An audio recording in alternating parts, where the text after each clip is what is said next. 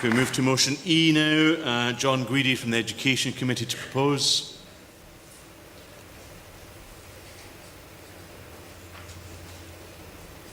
Just remind you, if you want to make a contribution from the floor, please come to the front in good time. Thank you.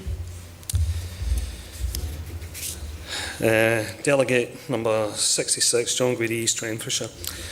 Secondary education has a proud history of providing a quality education through the GTCS qualified graduates specialised in specific subjects. According to the GTCS standards of full registration, under professional actions, fully registered teachers should, and I quote, have detailed knowledge and understanding of the theory and practical skills required in the curricular areas. This statement supports the process of becoming a fully qualified teacher. It can take a graduate 4 years to complete a degree, a further 1 year to obtain a postgraduate diploma in teaching, and then another year of probationary period. And that's a huge investment in time and finance just to qualify as a teacher. It can take a total of 6 years to become a specialist in a secondary school, the beginning of their career. And then let us assume it takes to reach the top of the scale, it takes a further 6 years. And then what? What steps can someone take to move up the ladder of promotion? One would realise to be successful in education, being a classroom teacher, a specialist in the subject, can be detrimental to your career. There are many factors affecting subject specialists wanting career progression.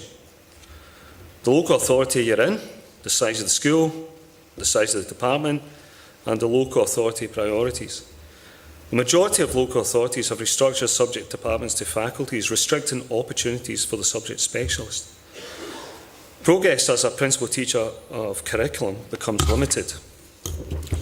However, it's not the same for all local authorities. East and Western Berkshire have maintained the post of principal teacher of curriculum. It's a mixed picture across all local authorities. But for those local authorities that have followed the faculty route, the picture can be even more complicated due to job size and toolkit. Some schools have a combination of faculty heads, teachers and principal teachers of curriculum, or even principal teachers of curriculum with a whole school remit. There's an inconsistency in job opportunities for the specialist teacher. It seems that career model is a bit of a Swiss cheese approach, creating holes and making appointments to plug the gap depending on whatever size of the hole or shape appears, irrespective of experience or qualification. The present career structure of filling holes could be no better exemplified by an example of a teacher in Renfrew area having approximately 2 years' experience of teaching, achieving full the teacher qualification, and to become suddenly, after 2 years, a faculty head of science. As one colleague put it to me, what's the point in spending years trying to gain a master's degree, whereas mastering your 20-minute interview technique can set you up well for the rest of your teaching career? Needless to say, the aforementioned colleague has not continued with their studies. They're put on hold. It seems that the present drive for the GTCS for Career-Long Professional Learning, CLPL, in the form of a master's degree in education is not necessarily being rewarded in remuneration or status by the local authorities. It's not always has been the case in the recent past, when such an opportunity of gaining a master's degree led to the Chartered Teacher Programme. It seems as career progression may be a mixed bag. What about just being in the classroom and just teaching? What is evident in recent years is a shift in the role of a classroom teacher, a subject specialist teacher, due to the changes in the curriculum for excellence and the changes to teach certified classes brought by the SQA. Subject specialists have seen themselves doing more development, more marking, more accountability and more stress. The responsibility has increased by staying in the classroom. Possibly the message for those teaching in the classroom on the subject that they trained or possibly love is to get out of the classroom as quickly as possible. Or more worryingly, what recent evidence also suggests, don't get in the classroom at all. According to the Northern Alliance, which includes Aberdeen, Aberdeenshire and Highlands and Moray, they said there are serious concerns in relation to the recruiting of certain subject specialisms in secondary schools, particularly in STEM subjects, home economics and modern languages, and there are serious risks to attainment in the national examinations as a result of this. In March, a major report on the state of the nation's schools by inspectors from Education Scotland also concluded classroom standards were facing an impact from teacher shortages. Both the Northern Alliance and Education Scotland state that there is a clear link between subject specialism and pupil attainment. Further to this, indications from the recent PISA scores for Scotland and the latest findings from the Scottish Survey for Literacy and Numeracy indicate all is not well in the world of pupil attainment.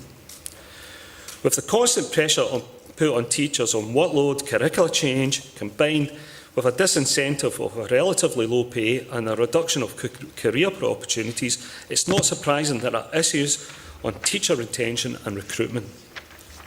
But do we require a change in the career structure whilst we have a top-down managerial system which regards to quality assurance of teaching and learning?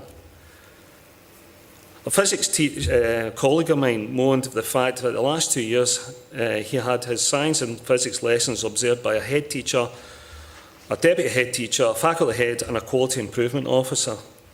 I pointed out that this is an appropriate system in a hierarchical top-down managerial system.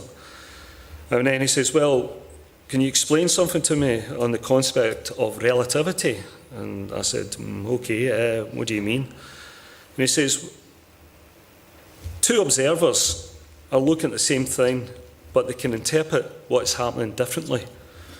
Although he pointed about the I pointed out about the hierarchical structure, he says, in fact, what I was being observed by was not, as I said, a head teacher, a deputy head, a faculty head and a quality improvement officer. What I saw, he claimed, was I was being inspected by a media studies teacher, a pupil support teacher, a chemistry teacher and a former head of a primary school while teaching science and physics. So I asked him, was there any useful feedback? And he said, in my last observation, I had to do more ICT, but nothing to relate to physics. Would it not be best if experienced subject specialists helped less experienced subject specialists in raising attainment for pupils? Unlike the changes to the national qualifications, a change in the career structure is long overdue. Please support the motion. Thank you very much. And do we have a seconder, John? Who's seconding there? Is it yourself? Mm-hmm.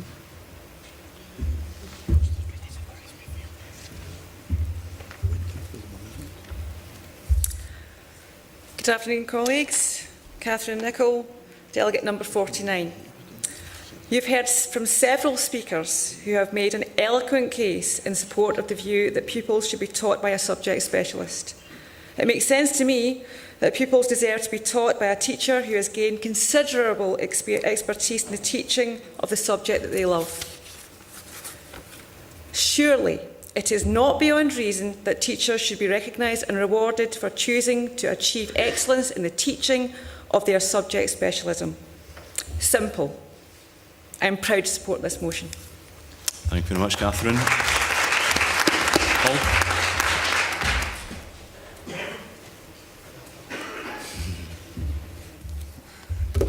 Good afternoon, folks. I'm also speaking very briefly in support of the motion. In between stabbing his colleagues in the back with British-made knives, Michael Gove opined that he's sick of experts.